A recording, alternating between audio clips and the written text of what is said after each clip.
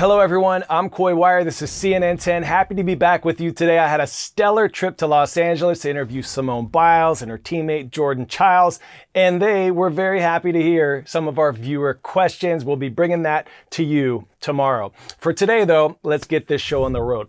We begin in Washington, D.C., where a major deadline is looming over the U.S. Congress. Legislators in both houses need to pass a spending bill by September 30th in order to avoid a government shutdown. The U.S. Constitution requires the government to only spend money appropriated, meaning set aside for a specific use, by Congress.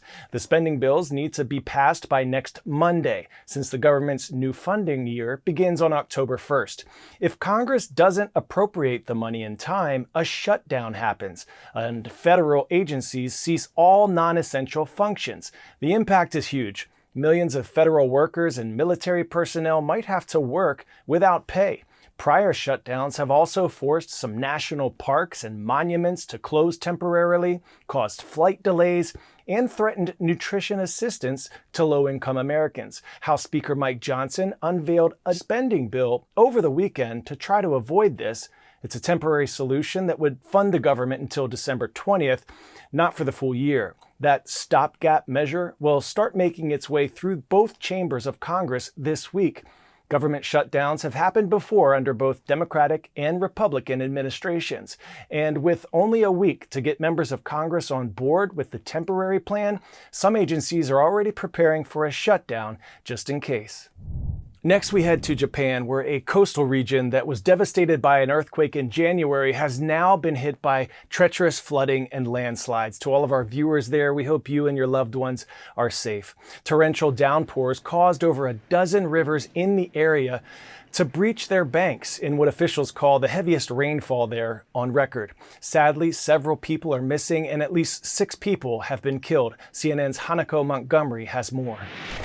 This region was devastated by a massive earthquake on January 1st, a horrible start to the new year. And now it's reeling from what the Japanese weather agency said is the heaviest rainfall that it's ever seen. If you take a look at some of these videos, you can see entire roads and rivers have completely flooded. People are wading through these flooded homes and businesses in just waist-deep water. And if you take a look at some of these homes, they're actually temporary shelters that people evacuated to after that deadly January 1st earthquake that killed hundreds. Here's what one resident had to say about the double disaster. The earthquake occurred on January 1st, and again, the city became like a scene out of a movie in September. I cannot help thinking the Noto region might be cursed or something. I'm shocked that so many unbelievable things happened in 1 year. People are exhausted. They've spent the past few months trying to reconstruct and rebuild this region, and now some of them are having to start all over again. Now, according to local government officials, part of the destruction that we've seen from these floods could have been exacerbated by the damage caused from that earthquake earlier this year, in particular because of the damage caused to embankments and revetments. Now, according to the Japanese government, they've dispatched members of the self-defense force, the police force, and also firefighters to try to rescue any remaining survivors. They're also there to assess the exact extent of the damage caused. Next up, let's talk about the science of crime fighting. From Sherlock Holmes to Nancy Drew, famous detectives have used fingerprints as clues to track down criminals for decades, right? Well, now a new nanoparticle powder has been developed, and it makes fingerprints even easier to detect. CNN's Anna Stewart has more. Young PhD student Nick Ross is examining a breakthrough in forensic science. One that could solve some of the oldest crimes and bring what was once invisible to the surface. So what we've aimed to do is create a new powder for developing fingerprints. Powders are the most widely used, most successful method for developing fingerprints, but they have lots of issues already, and there's always room for improvement. The powder dusting method to identify fingerprints has been utilised since the 19th century. But even as the most widely used method of developing prints, there's only so much this earlier technique can detect. What we're hoping is that we'll be able to get fingerprints that current powders can't get. We should be able to get fingerprints that maybe someone's washed their hands more recently and they've touched something, but they've left residue behind, but we're going to be able to get that using a more sensitive powder. Ross, along with other experts, created this luminous substance, made from tiny particles of matter and a sugar found on the exterior of shellfish. Made of natural oils and sweat, fingerprints can sometimes evaporate, but the smaller particles and fluorescence in this new powder can light up much smaller details. This image is particularly nice because the fingerprint is so different to the banknote itself. It's so clear.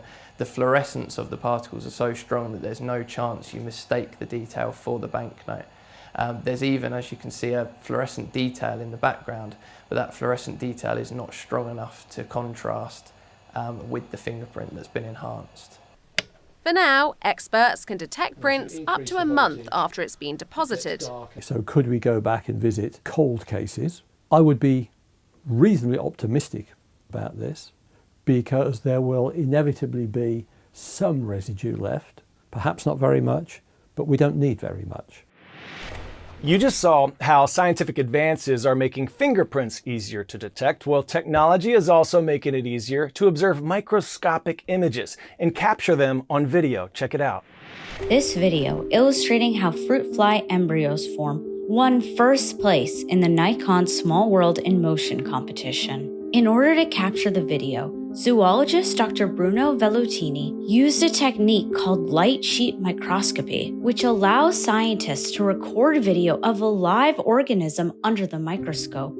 The Nikon Small World in Motion competition blends art and science by showcasing scientific and technological advances through videos and time-lapse photos all taken under the microscope. Submissions this year included water droplets evaporating from the wings of a butterfly, a cell in the spinal cord of a zebrafish, and other beautiful scientific imagery. Pop quiz hotshot. The original set of emoji created in 1999 are all permanently kept where? Samsung headquarters, Museum of Modern Art, Japan's Parliament, or Tokyo National Museum? Ding, ding, ding. Answer is the Museum of Modern Art, or MoMA, in New York. In 2016, it acquired the original 176 emojis made for cell phones and pagers back in the 90s for its permanent collection. For those of us who like to use emojis, we're about to have some more options. 8 of them. Coming soon to a phone near you, we have an exhausted face, a purple splatter, some root veggie, a leafless tree, a harp, a shovel, a fingerprint. All of these were approved by a non-profit organization called the Unicode Consortium, who not only approve emoji, but all characters used in software around the world. Will see these rolled out in the next few months. Which one's your favorite?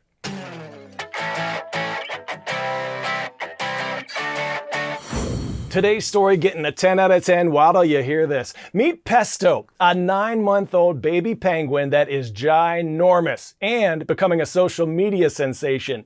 He's already bigger than both of his parents. Pesto is 3 feet tall and weighs a whopping 50 pounds, no ice cap. And get this, he eats twice as many fish the average adult penguin eats. Pesto might shrink down some when he sheds his fluffy brown baby feathers for the more classic black and white tuxedo look, but his keepers at Sea Life Melbourne Aquarium in Australia say he'll always be a big boy. All right, everyone. Remember, tomorrow is hashtag Your Word Wednesday. Your word can make it in the show and boost our vocabulary. So put your unique vocab word and definition in the comment section of my most recent post at KoiWire on Instagram, Snapchat, Twitter, and we're going to pick a winner for tomorrow's show.